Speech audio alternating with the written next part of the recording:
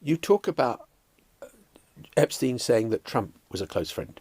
You've also got a quote from Epstein about his close relationship with Prince Andrew, which I want to read. "We are very similar. We are both serial sex addicts. He's the only person I have met who is more obsessed with than me." You already know what it is. It's your boy Laid Back with another reaction, another review, another episode. Hey, TikTok, you up to bat. Wow. It's your boy Laid Back. Welcome back to my channel. Hey, two things we gotta do. You gotta hit that subscribe button. I'm drinking this water. You already know what it is, man. You are the prize in 2025. You are the prize in 2025. Make sure you hit the like button. Make sure you hit the notification bell. Stay up to date with all the videos. We back with another reaction.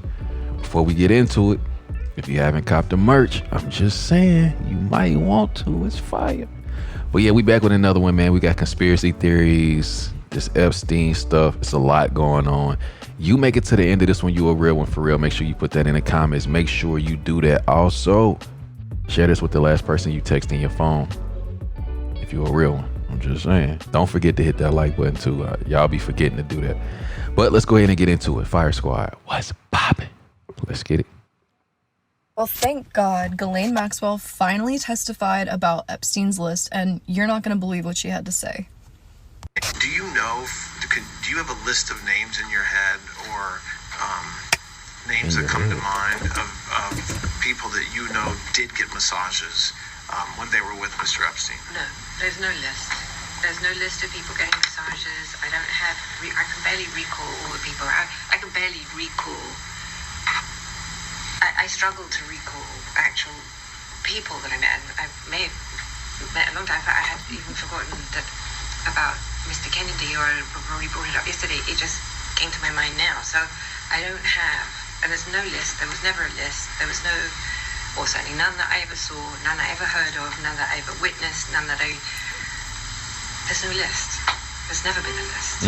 And you never heard Mr. Epstein talk about such a list? Never. Ghislaine Maxwell's father was the head of Israeli intelligence, but she can't remember a single name. Okay. Okay, girl. Okay. Okay. Okay. Do your own research. This Epstein shit is... Something that doesn't sit right with me is the interview with Jeffrey Epstein's former driver and bodyguard. And this is absolutely crazy. I'm going to show you some receipts. So this is Igor Zinoviev. He was a former UFC fighter, a really tough guy. And at some point in his career, he became Jeffrey Epstein's personal bodyguard. And for years, there have been rumors, remember these are all allegations, that he was the bodyguard that would scare some of the girls that Jeffrey Epstein was trafficking into staying silent and basically doing what they were told. So a few years ago in 2019, this interview came out with Igor, and he's basically being asked all these questions about Jeffrey Epstein. Let's talk about it. So this is all a recorded interview. So Igor isn't a native English speaker, so some of his English is a bit broken, but right here the interview is basically just saying you were an MMA fighter and then confirming that he was Jeffrey Epstein's driver and his bodyguard and his personal trainer. The interviewer then confirms that Igor lived in Jeffrey Epstein's house, he flew on the Lolita Express, and he was with Jeffrey Epstein 24/7, which means that he more than likely saw some of the elements of the sex trafficking operation. And then this interview gets into some murky water. So in an interview in 2015, Igor was talking about all these allegations about the teenage girls that Jeffrey Epstein was hanging around. But then in 2019, when this reporter talked to him after Epstein was killed, he backtracked all of his comments. I don't know if he was afraid or if he didn't want to implicate himself. But basically, I'm going to read you this. The reporter asked, "In our conversation in 2015, you described his relationship with teenage girls. So many times I try to stop him. I try to tell him my opinion about that. He don't listen to me. That's the reason why I'm not working for him. To make him do that, to let me go. Do you remember saying that?" And then he basically tries to backtrack and say, no, I never saw teenage girls around Epstein. But in 2015, he clearly was talking about teenage girls. And then the reporter keeps grilling Igor. They say, here's another thing you said last time about Epstein and the girls you saw at his house, specifically about moments when you were trying to offer him advice about his conduct. Sometimes he tries to make a joke. He'd say, thank you, Grandma, I don't need your opinion. So when you tried to do something good, he would try to make a joke in front of his girls. I never give anyone any questions. It's one of my rules, actually. I be honest with you. I never ask any of my clients what they do for a living or how they do whatever they do. I just do my job and that's it. And then they asked, do you remember saying that?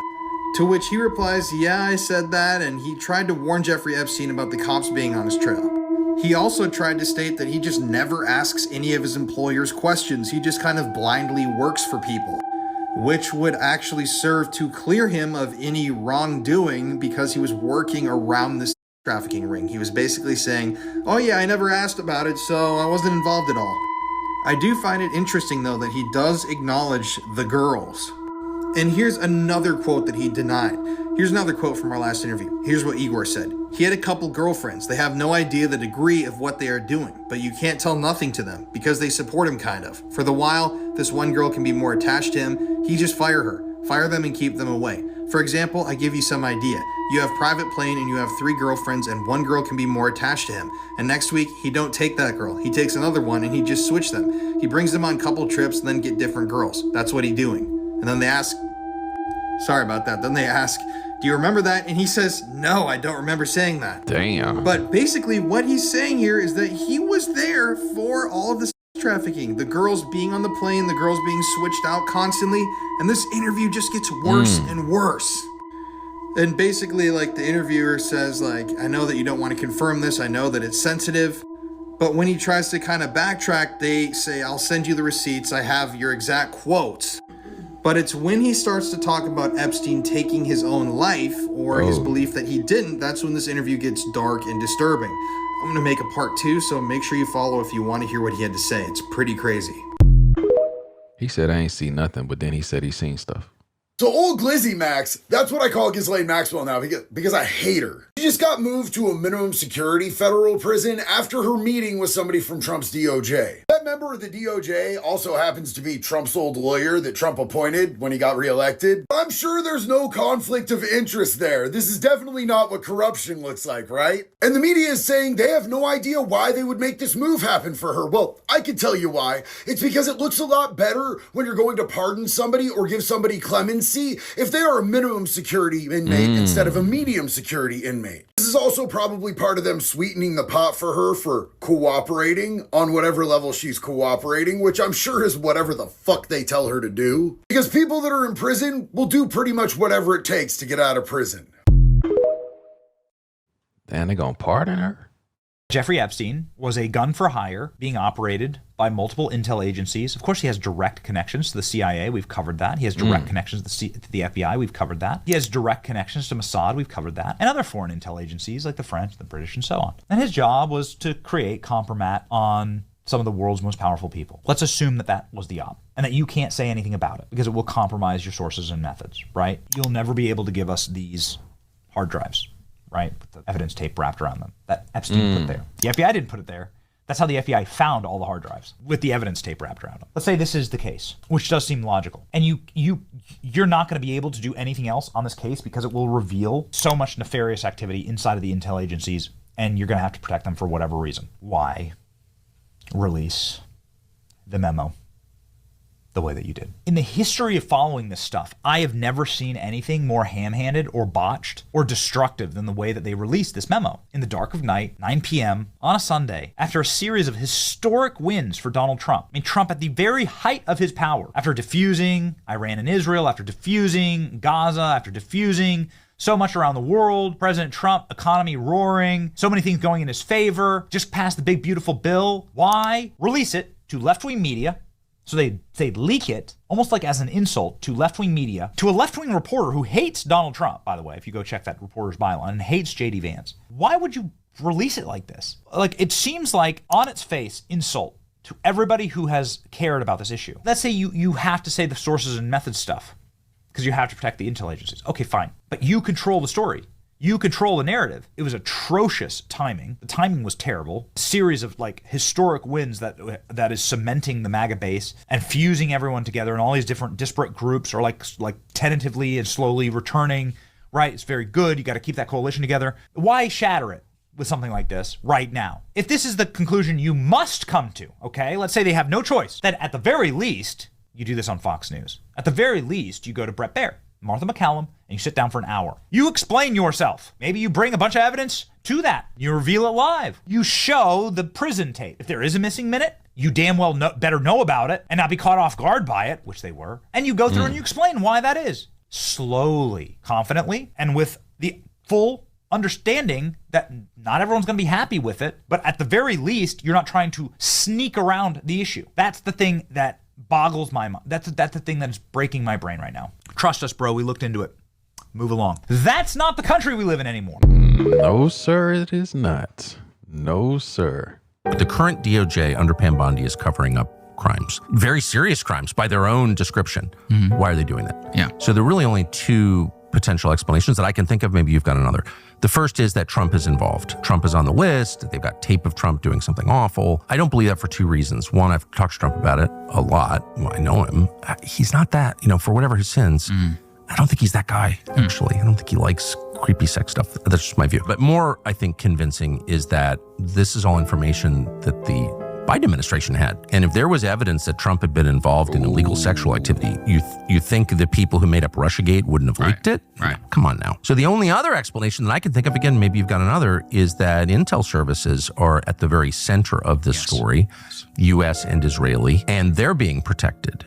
I think that seems like the most plausible. That's the most obvious. If you have a history of this, there have been multiple documented cases of pedophilia inside of the CIA perpetrated by CIA officers, documented that in many of those cases, I believe over a dozen cases, this was a BuzzFeed news piece years back, where the CIA specifically did not want to prosecute those individuals in federal court for fear that they would reveal sources and methods if they were pulled into open court. And they basically just made it go away. The only time they actually prosecuted somebody for child pornography was whenever he'd already being prosecuted for mishandling classified information. Well, when they want to crush you, they put kiddie porn in your computer. It's why I don't have a computer. Don't own one. Yeah, if you're an important person, you should be careful. No computer in my house. Hell nah. They didn't want to say nothing because they didn't want the people to reveal what's really going on. There was a press conference the other day where the reporters asked the Trump administration, does the Department of Justice have any indication that Jeffrey Epstein was working with the US or a foreign intelligence agency, or was he a spy of some kind? And Pam Bondi, who works in the Trump administration, said, to him being an agent, I have no knowledge about that. We can get back to you on that. Two really important things here. If they did have information on that in an active investigation, she would say, I have no knowledge on that. She would lie to the American public. That's what you have to do if you're trying to build a current case. Because if they acknowledge, we have some reason to believe that he might have been an agent. Now, all of a sudden, everybody else out there would start destroying evidence and start hiding evidence and start making the case much more difficult. So if they knew, they would say they don't know. Do you think he was an agent? I think he could have been. I think he fits the model of a very good reporting asset. But I don't have enough evidence to say that it was actually one. Somebody in the prison was hired to hurt Jeffrey Epstein. People forget how nasty a place jail is. When I look at it through a lens of probabilities, the most probable outcome is that somebody in the prison was hired to hurt Jeffrey Epstein. That's the most probable outcome. That somebody outside was watching the Epstein case and knew that Epstein may or may not have compromising information on them, and that wealthy, well-connected person paid to have a hit inside the prison. To me, that's the most probable result of things happening. That explains the missing evidence, that explains the videotapes, that explains the stories inside of prison where nobody can see what's going on. Also, that's the most vulnerable place for Epstein to have been neutralized. That's how we would have run an operation. Why wouldn't the government release that? Why wouldn't they say a prisoner killed him? The government may not know that, because if a prisoner was paid to do it, they may have covered their tracks well enough, or they may have paid a prisoner and the guards to also cover the thing up. Jail's a nasty place. People forget how nasty a place jail is. And jails are commercial. They're not federal for the most part. So it's a commercial business that has all sorts of plausible deniability that a federal business or a federal organization, federal building doesn't have. So that's, to me, that's the most probable series of events.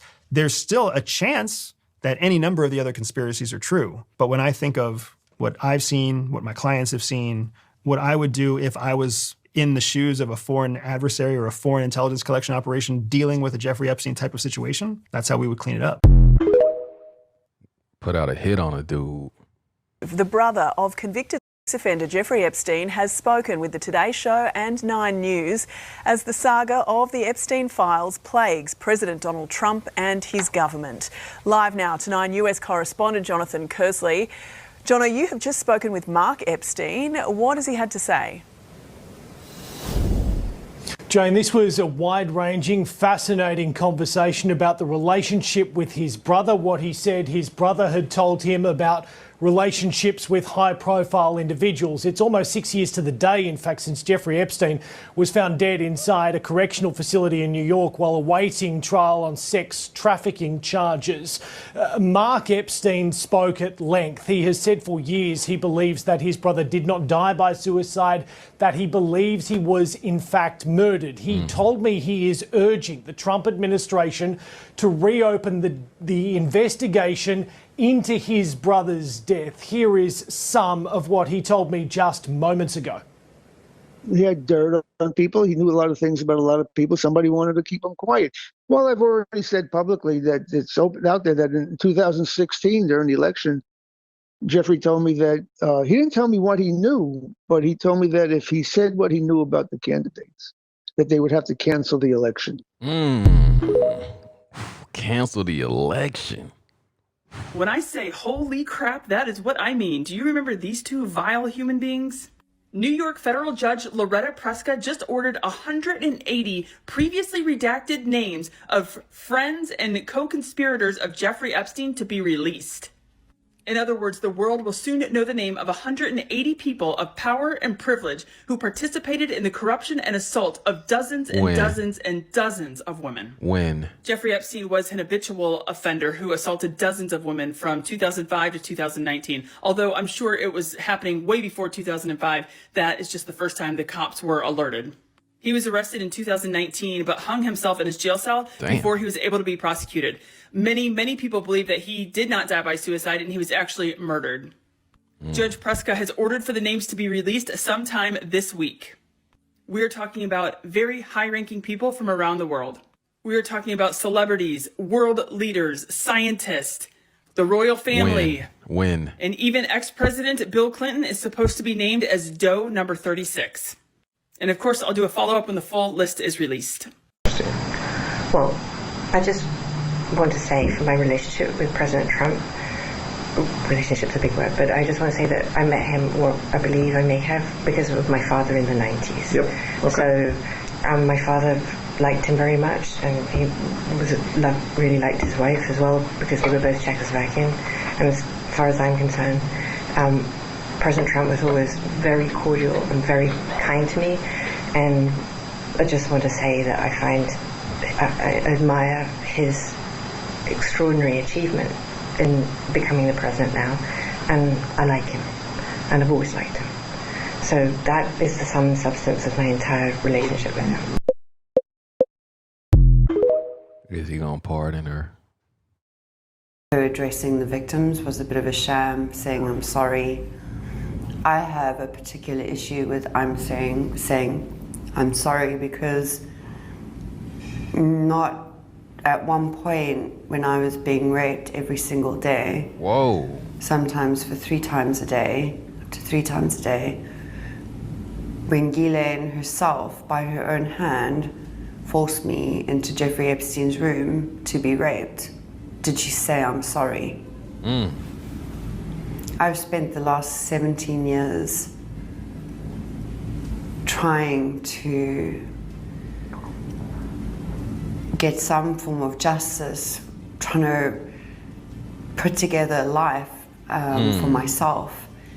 And I haven't been able to do that until today. Do you feel she's worse than Epstein? Yes, I do. Yes, I do.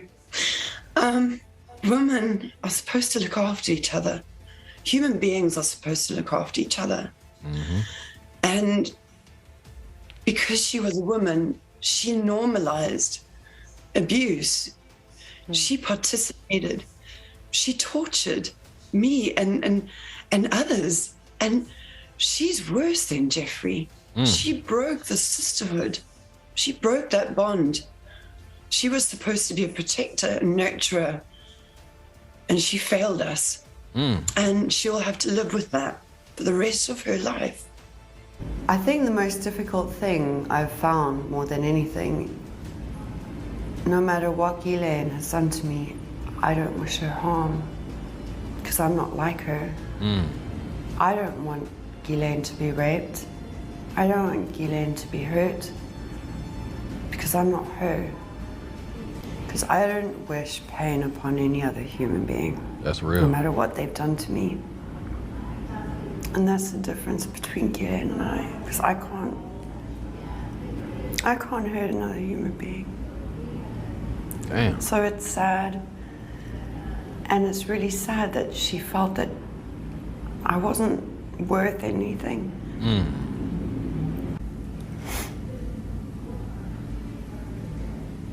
Damn. I'm sorry. Damn.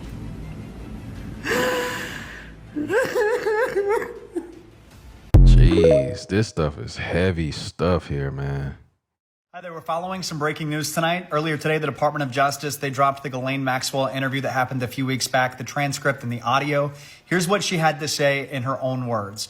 On President Trump, Maxwell was very blunt. I never witnessed the president in any inappropriate setting in any way. The president was never inappropriate with anybody. In the times that I was with him, he was a gentleman in all respects. She also tried to distance former President Bill Clinton from Epstein. President Clinton's my friend, not Epstein's friend. And about that long-rumored and conspiracy-fueled client list, she flatly said, Do you know of the existence of any such list? There is no list. This was interesting. She questioned Epstein's death itself. Take a listen. I do not believe he died by suicide. If it is indeed murder, I believe it was an internal situation. Now, her attorneys, they say that she answered every question truthfully, honestly, and they say that she did it to the best of her ability. But attorneys for Epstein's victims, they say the opposite, that Maxwell's testimony is another attempt to rewrite history and that it's obvious that they're angling for leniency, if not a pardon. So in this one sitting, Maxwell denied any Trump misbehavior, distanced Epstein and Clinton, killed the list, and has rehashed questions about Epstein's death. What's your take? Comment below. You talk about Epstein saying that Trump was a close friend. You've also got a quote from Epstein about his close relationship with Prince Andrew, which I want to read. We are very similar.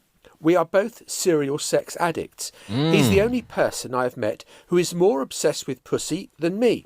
We've shared the same women. From the reports I've got back from them, he's the most perverted animal in the bedroom. He likes to engage in stuff that's even kinky to me, and I'm the king of kink. What the hell does that mean? Well, I think they were sort of partners, brought together by their love of women and money. And one of the interesting things in a biography is you can chart sort of the journey of the person, and clearly there are signs in Andrew's early life that he was sexualized very early, and his inability to sustain relationships with women, shows in many ways he was very similar to Epstein. Epstein needed 3 women a day, or sexual activity 3 times a day, and Andrew seems to be a little bit the same. So you can see that they had this mutual respect. I have a story in the book about Andrew on one of these official missions to Thailand to celebrate the anniversary of the King of Thailand, in which he has 40 escorts brought to him in the course of 4 days. And this is a story from a named source, Andrew McGregor Marshall, the Reuters correspondent out there. It's confirmed by Ian Proud, a diplomat who served in the embassy, and indeed a further confirmation from a member of the Thai aristocracy whose driver got very friendly with Andrew's driver. 40? I'll speak for myself. I never thought that I would be offering an apology to Giuffre Epstein. I think of all the times I've maligned that guy, all the times I've accused him of crimes, of blackmailing people, of trafficking children, to powerful figures around the world on behalf of global intel services. And then I learned yesterday from Attorney General Pam Bondi that's totally untrue. Yes. The guy killed himself after 36 days in prison for no reason. He was a billionaire. He had no clients. He'd done nothing wrong other than get like naughty massages 20 years before. And the guy killed himself, another pointless death. And then his best friend, former girlfriend, Ghislaine Maxwell, doing 20 years in prison for no crime. There are no victims. Yes, it's a victimless crime. They're obviously persecuted by the state. Yes. They're political prisoners, really. It's The Hague should come in and do an investigation, or we're watching one of the most systematic government cover-ups of all time. Ooh. What do you think? Cover up or not? Breaking news tonight. The Epstein files release. It's a big hoax. Lies, lies, lies. Why won't Bondi release the files? What is she hiding? This, as Ghislaine Maxwell gives a statement to the feds, is nothing but a pack of lies, including, wait for it, that Jeffrey Epstein couldn't sleep with adult women because of a heart condition. This is while he is charged with trafficking. I'm Nancy Grace. This is Crime Stories. I want to thank you for being with us.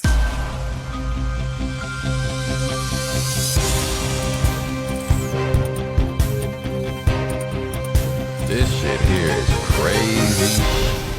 Now we've got the administration telling us, look the other way. We got orange blobs. We got a guy who looks like, he supposedly orange paper towels. Please. There are probably hundreds of people who needed Jeffrey Epstein gone for multiple reasons. There's so much happening in the Jeffrey Epstein case. He is haunting us from the great beyond. Actually, it's not the great beyond. I know where he is. He's having dinner with Satan tonight. That said, why can't we get our mitts on the Epstein files? Ghislaine Maxwell, his hench person, his Beelzebub, has been transferred to a cushy dormitory-style jail, and she gives hours and hours of statements, all of them a pack of lies. Is she trying to curry favor to pave the way to a pardon? Well, speaking of her lies, I want you to hear one right off the top. Listen. So, there's been a lot of conversations about whether Mr. Epstein maintained like a list of people, like a book of famous people that he knew, it's called a black book or a client list or a list. Did you know of the existence of any such list? There is no list. We'll start with that. The genesis of that story I can actually trace for you from its absolute inception. Okay. If that is what you're interested in. Well, first, to be short, there is no list. Epstein hired somebody that would impress the state attorney, Barry Krischer, to drop the investigation. The U.S. Attorney's Office got involved with this case with Jeffrey Epstein's A-list of defense attorneys that are extremely well known and extremely powerful. I think these attorneys were able to manipulate the sitting U.S. attorney and the assistant U.S. attorney working the cases. A few things happened in this case that during my law enforcement career I've never seen before. The U.S. attorneys here had an indictment and they were sending it back and forth to Jeffrey's lawyers for changes. Never seen anything like that before. Well, I started getting somewhat of an inclination that this is a situation where somehow, for some reason, the defendant and the government are working together against the victims, although that kind of conspiracy theory sounds so preposterous that I didn't want to believe it. A subsequent FBI investigation found a sprawling network of victims and enough evidence to fill a 53-page indictment with federal crime charges. But Miami U.S. Attorney Alexander Acosta signed off on a secret plea bargain while deliberately not informing Epstein's victims. The deal granted Epstein and his accomplices immunity from federal prosecution. Epstein pleaded guilty in state court to 2 prostitution charges and served 13 months.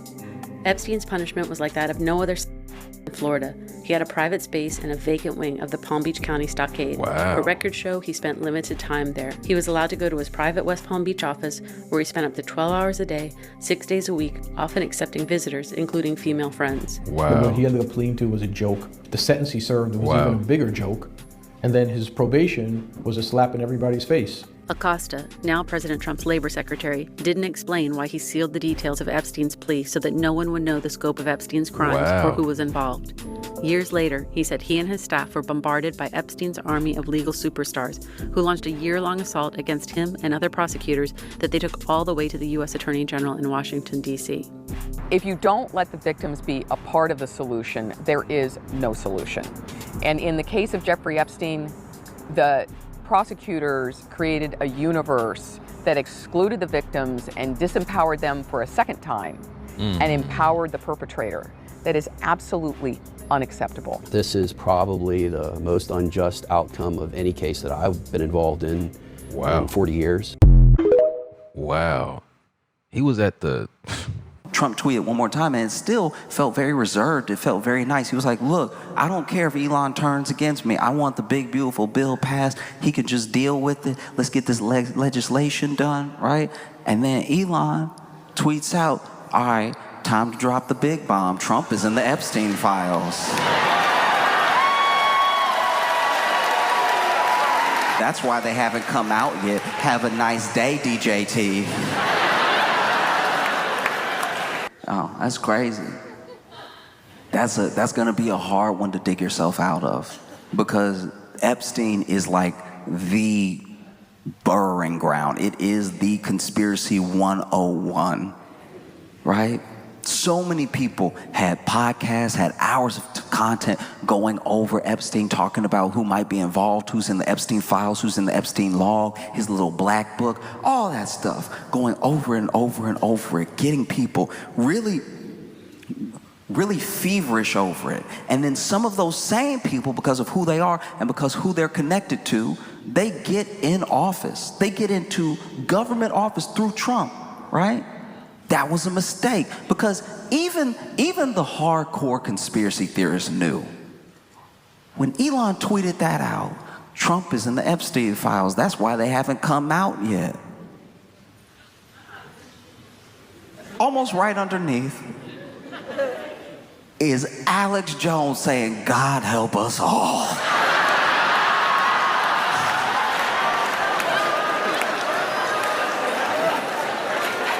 Elon done got Alex Jones pressed.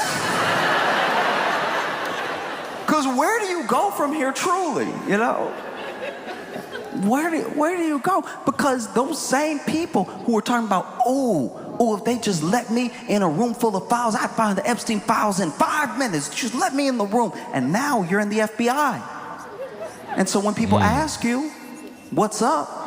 And you're like, actually, it's nothing. Like, don't worry about it. Nothing happened. Just go back to what you were doing. It's not. That does not sound real. I'm not saying anything else is even going on. I'm saying what you have stoked makes it impossible to stomp out. There will never be enough information coming out. There will never be enough stuff uncovered. There'll never be enough files released. Interesting for sure. We just got a really interesting update in the Ghislaine Maxwell case. According to Catherine Kamali, an inmate incarcerated alongside Maxwell, Maxwell sought to give dirt on Donald Trump to the Joe Biden campaign leading up to the 2024 election in order to get a pardon. Joe Biden, being the honest man that he was, didn't want to actually use any material like this against Trump because it would show that he's trying to influence the results of the election. According to Kamali, she stated, I heard her tell another inmate that she had dirt on Trump and that it was going to get her a pardon from Biden. I guess Biden's camp just didn't want to go down that route. So she want a pardon from Biden and Trump. She don't care who give it to her. Just get me out of here. So what exactly is being hidden here? Now Maxwell is telling Trump's DOJ that Trump had absolutely nothing to do with any of the women that Jeffrey Epstein trafficked. But at the same time, it appears that she's too seeking a pardon this time from Donald Trump. Just release the damn Epstein files already. They not releasing them. Ain't none. There's no client list, nothing like that. No, there's nothing like that. That you know. That I obviously. Right. During the time that you were with Mr. Epstein, and even in the 2000s when you were around less frequently, you never observed or you never saw any sort of list or black book or a list of individuals who, linked to certain masseuses or Absolutely anything no. like that? Absolutely no. There is no list. There is no. I'm not aware of any blackmail. I never heard that. I never saw it, and I never imagined it. Don't fall for that posh Brit accent. There you hear Ghislaine Maxwell swearing there is no client list. What do we mean by client list? Jeffrey Epstein had a worldwide trafficking ring, right? He flew little girls from all over the world, Turkey, France, the Stands, to an island that we know of where they were put off the plane onto a ferry and ferried to a private island in the U.S. Virgin Islands where we have jurisdiction. Now, why is there a parade of 12-year-old little girls going off ferries to Epstein's mansion, which is miles of water away from the shore? One little girl, and it's been documented, tried to swim off the island and get back to shore, but she couldn't. Dang. So the clients are the men that came to be with those children. Now, you hear Ghislaine Maxwell saying there is no such thing. Well, guess what? The U.S. Attorney General for our whole nation says she's got the client list right there on her desk. Listen. The DOJ may be releasing the list of Jeffrey this. Epstein's clients. Will that really happen? It's sitting on my desk right now to review. That's been a directive. As of this moment, the Epstein files are still not here. They were here. They were on a desk, and then they weren't on the desk, and then they said that they don't have the files. Apparently, a gentleman named Jeffrey Epstein, who was sex trafficking hundreds of people. There were hundreds of victims of this, but apparently acted alone. There are no files, and then maybe tomorrow they will have the files, and it turns out all the files were written on with lemon juice on paper. They just had to hold them up under the light, and then they appeared again. This has been such a surreal experience. Watching this administration in this moment. Look, Donald Trump very clearly came to power. The fuel of his rise was the kinetic energy of conspiracy. He rode the power of quote unquote the secret knowledge to light up his audiences, to drive them mad with injustice and how they were going to fight it. There was this deep state, and they all knew about it. And there was a liberal conspiracy, and there were children involved, and they were and Trump and all his influencers and all those individuals that force amplified the conspiracies are what I think drew his movement together. It was, in many ways, it's the glue that holds the MAGA moment much more than I think patriotism does. It's the glue of secret knowledge, of unknown forces that work against you to cause your life. And one of the main forces was this, exemplified by this Epstein thing. And everybody talked about, when they got in there and they were gonna, where we go one, we go all, and we're gonna clean this thing up. And it is so fucking bananas to watch them now try and diffuse this bomb that they planted. Watching Pam Bondi.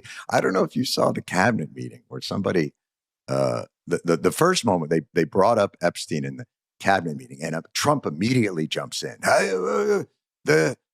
Really? You're going to talk about that guy, guy, the guy that my audience has been like clamoring about for 10 years. That's the guy you're going to bring up while children are missing in Texas. And you're like, man, you were golfing the whole weekend. What are you talking about? How dare someone ask a question? It's desecration. You were on like the 11th hole when all this was going down. You didn't change. And it's a very reasonable question.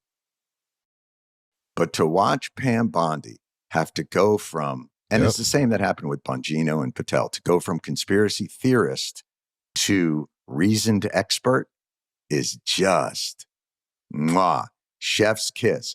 Oh, there's a minute missing from the prison videos. They had security camera footage from the prison, but there's a minute missing from 11:59 to midnight. And that minute, man, you can fit, how many conspiracies can you fit on the head of a minute? Like, you can fit them all. And watching Pam Bondi have to go, I get it. Minute is missing, but it turns out there's a very simple explanation, and it's somewhat innocuous. So it's not the sinister motives that everybody thought it was. So I'm sure that will take all the air out of this conspiracy, because I've just explained to you there's a very reasonable explanation for why that doesn't exist. Watching them dance on the head of this pin is going to be, and I will guarantee you that ultimately you're already starting to see it. It's fire Pam Bondi. It's not fire the guy who's in all the pictures with Epstein and who said, I don't know if I'm going to release the files because there's a lot of phony stuff in there. And Trump said there was phony stuff in there. And we all know the definition of phony when it comes to Donald Trump.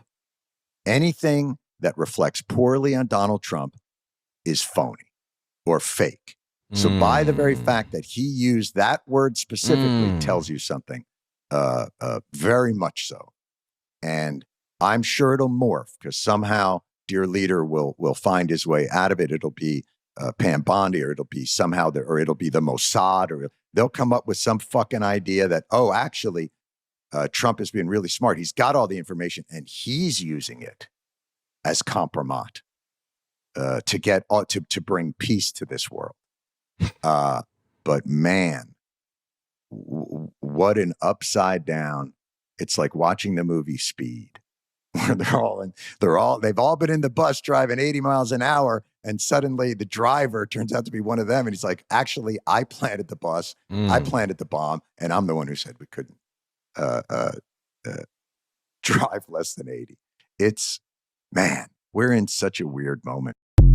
I agree. To go from, yes, they're on my desk, to, no, there's not. This could be massive. Ghislaine Maxwell, who is currently serving 20 years imprisonment for the crimes of Jeffrey Epstein and the child sex trafficking. Well, she's about to open her mouth. She has allegedly confirmed to the Daily Mail that she is ready to speak. She is ready to expose everything. And she's also willing to testify. She's also said she is prepared to drop names. Names? But I thought there wasn't any. I mean, this couldn't have came at a better time. We've currently got the FBI and Trump saying, what case? There is no case. There's nothing in them files. No one was involved with Jeffrey Epstein. He was completely solo. Oh, well, Maxwell may be about to prove otherwise. Talk about rocking the boat. I mean, Maxwell is a sick and twisted woman. But if she's prepared to spill the tea, then I'm here for it. Now, my question is, what are the chances that Maxwell never actually does speak up? Because what are the chances that Maxwell is probably going to be found unalived in her cell? What are the chances of that? But if she actually manages to, this could be massive. It is going to shit all over everything that the FBI and Trump has said, which surely people don't actually believe. Well, she talked and said there wasn't no list. So you think he did not die by suicide, given all the things we just talked about? I do not believe he died by suicide, no. And do you believe that, do you have any speculation or view of who killed him? No, I don't. I certainly never witnessed the president in any of, I don't recall ever seeing him in his house, for instance. I actually never saw the president in any type of massage setting. I never witnessed the president in any inappropriate setting in any way. The president was never inappropriate with anybody. In the times that I was with him, he was a gentleman in all respects.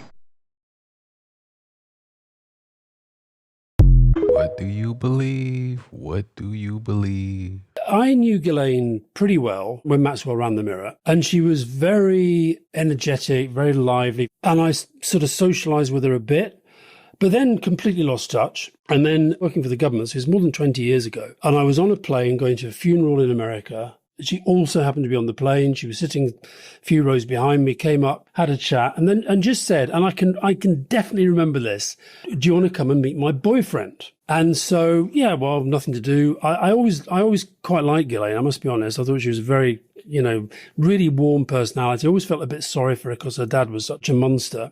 So I went to the place that Prince Andrew was famously photographed leaving. This was his fancy house in New York. Yeah, and it was very fancy. It was very fancy. He sat for a while behind this kind of, it reminded me a little bit of the Resolute desk, a really big desk. I got a bad vibe, and not because of any sense of him, of all the sexual stuff that we since know about, but just the name dropping and the kind of the arrogance, and there's something a bit sly about his face as well. Ghislaine left us alone, just the two of us, and then she came back about an hour later, and I said I was tired and wanted to leave. So that was it. That was my experience of it. So I have a theory as to why Trump ran on releasing the Jeffrey Epstein files. I believe that he truly believed his name would not be listed on those files.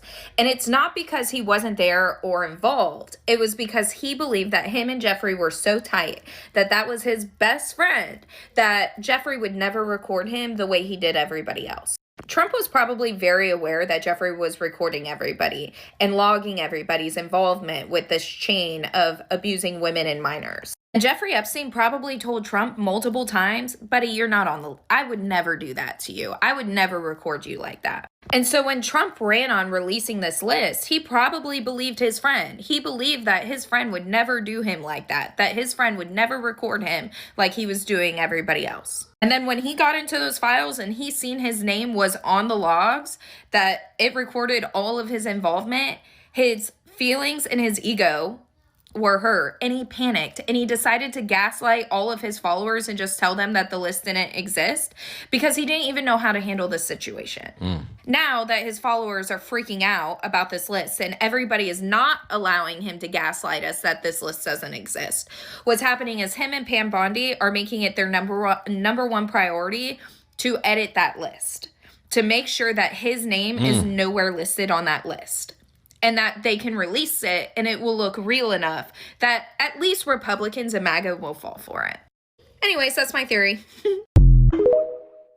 To edit the list is crazy, though. The Washington Post has stunning new details today on Ghislaine Maxwell's new accommodations. They follow her cooperation with the Justice Department at the Bryan Federal Prison Camp, a minimum security facility in Texas that resembles a college campus much more than what you would think a prison looks like.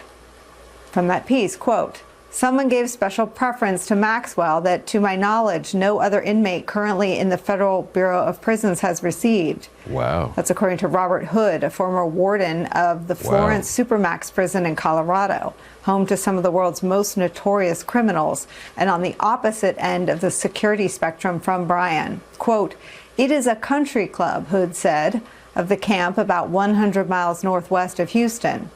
Inmates, if they have a sex offense, are not going to a place like that, period. It is truly unheard of, end quote. That alone, enough to make one's blood boil, just reading those quotes, but to actually hear one of Jeffrey Epstein's accusers address Maxwell's recent special treatment is something else entirely. So watch. How does that make you feel? Obviously not really good. Sorry. I'm extremely upset. I'm angry. I'm disgusted. To be denied your innocence, denied your justice, and then to have your healing taken away from you without any consent, it really feels like a part of me is dying inside. Ghislaine Maxwell doesn't deserve any mercy. She doesn't deserve any grace. She deserves nothing. To be clear, Ghislaine Maxwell is in prison for her counts of child exploitation and trafficking. Why would anybody give somebody like her, who is a monster and a liar, a time of day to explain anything? She doesn't know anything, and if she did, she would have already had the opportunity to speak. That opportunity has passed. The victims, bro, it's tough on them. And now it is my honor and pleasure to introduce Alicia Arden. The first question that I have is, should the files be released? And I believe, yes, the files should be released. And the next question is, should Miss Maxwell be pardoned? No, Ghislaine Maxwell should not be pardoned. She was convicted of sex trafficking of children. This is a terrible crime. Our next question is, Wow. did you ever meet Virginia Giuffre? Yes, briefly. Before Miss Maxwell was arrested, there was a meeting in New York with law enforcement and with many other victims. And Virginia and I were there. And I said, "Hi, Virginia. Did you file a police report?" I did, in California. Virginia said, "No, I could not do that. I could not do that. I was around rich and powerful people." And another question is, do you want Miss Maxwell to testify?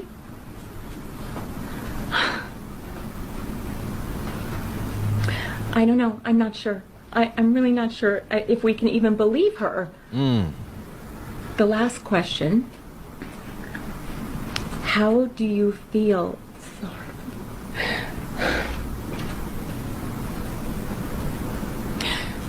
It's a hard one for me. How do you feel about seeing Jeffrey Epstein in the news every single day and every night, all the time? It's very upsetting to me, and I cry with tears like I am now in my living room, watching this all the time when I see it on the news every day. Jeffrey's in my brain, and I see him again and again, and I remember what he did to me in that hotel room. And I feel pain in my heart for myself and all for the other victims everywhere. And I see it every single day on the news.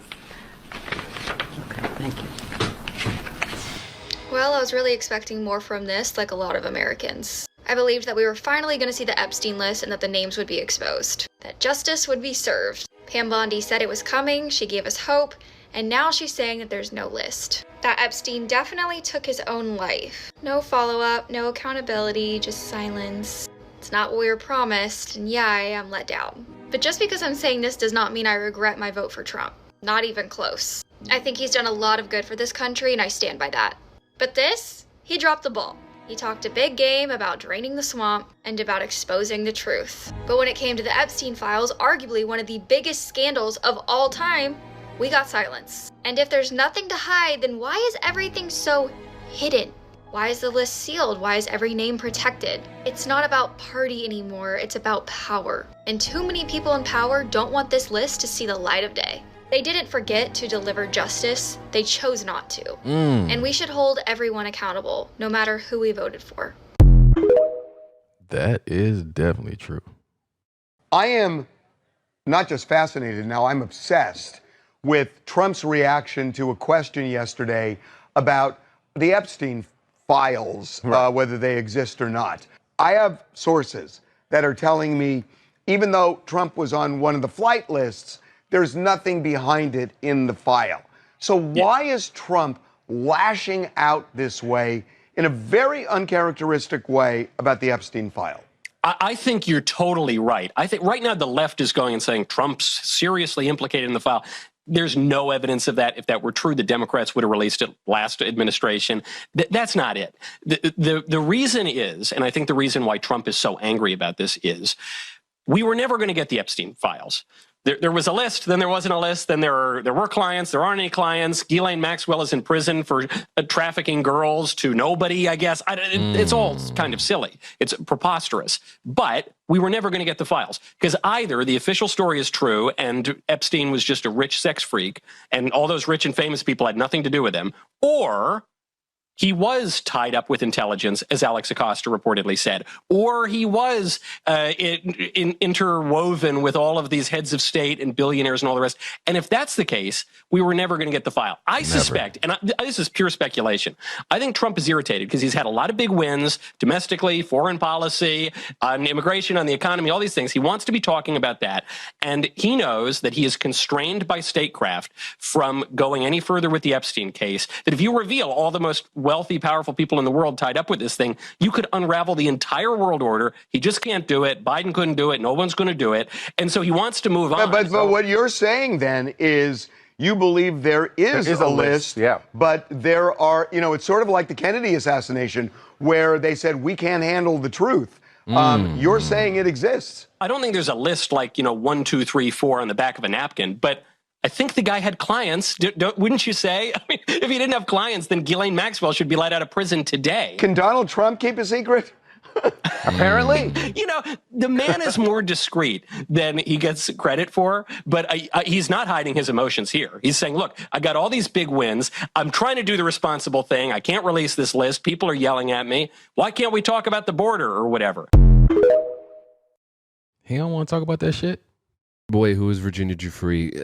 This is an interesting one. Back in the 2000s, Virginia Giuffre was hired as just a masseuse at Trump's Mar-a-Lago out in Florida until she was recruited by Jeffrey Epstein and Ghislaine Maxwell and was forced to do attacks on high-profile people whenever Epstein asked. I mean, at the height of the Epstein empire, it was a transcontinental business. He would use his private jet to get from his New Mexico ranch all the way to Palm Beach, Florida, and then back to his private island over in the Virgin Islands. But it wasn't until he took Virginia to Ghislaine Maxwell's London townhouse where he knew he fucked up and it all started to come crashing down. You see, around March of 2001, Ghislaine Maxwell decided to introduce Virginia Giuffre to somebody by the name of Prince Andrew, Prince of the United Kingdom. They allegedly went to a nightclub, they started having drinks, they danced, they had a good time, and then they headed back to Ghislaine's townhouse. And it would be there that once the two were drunk, things started to happen. Mind you, she was at the time. And after all these alleged things had happened, the three snapped a photo together, a photo that would come back to bite them in the ass. So fast forward to around 2005, and a woman contacted the Palm Beach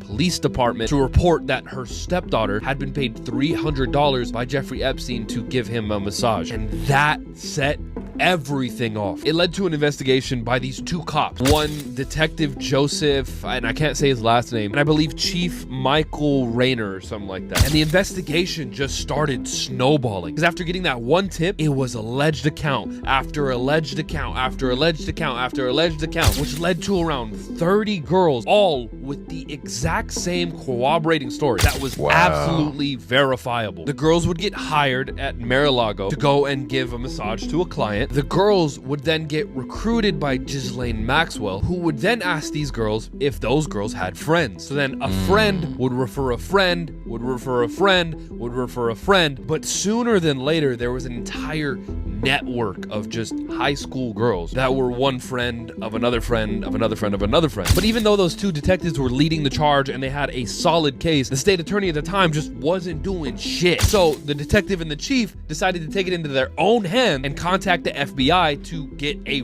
real investigation going, who then in 2005 executed a search warrant for Jeffrey Epstein's Palm Beach mansion, and the FBI found some crazy shit. They found phone messages with all these different girls. They found books and books with girls' names in it, almost like a client list. But most importantly, they found hidden cameras in the two of the massage rooms. And it was all detailed in the FBI report. But the main thing that was missing were the hard drives for all of the computers that were all removed right before the raid. So they knew that somebody tipped them off. Whoa. Surprise, surprise, an Obama-appointed judge denies the Department of Justice's request to release the grand jury transcript of Ghislaine Maxwell and Jeffrey Epstein. So, can we all raise our hands now? Everyone, Republicans, Democrats, Independents, MAGA, and realize that our administrations for years and years and years have been gaslighting us. How? Well, let me see. This judge was appointed by Obama. And the Department of Justice, Pam Bondi, was saying, we are going to get these grand jury transcripts released. We're looking for the truth. We're looking for transparency. Yet, what does the court order say? I'll tell you.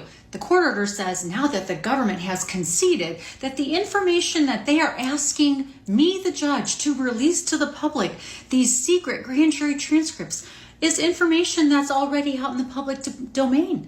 It's about 2 law enforcement officers who testified before the grand jury. They're also the ones who testified at the trial, so there is no new information to learn. So why would the Department of Justice not just come out and tell us, hey, listen, we looked at the grand jury testimony and there's no new information because we were gaslit. It's time everybody realizes this. Hell, make them write up a list of all of the sick fucks that are seen in those videos abusing those minors, because there's video.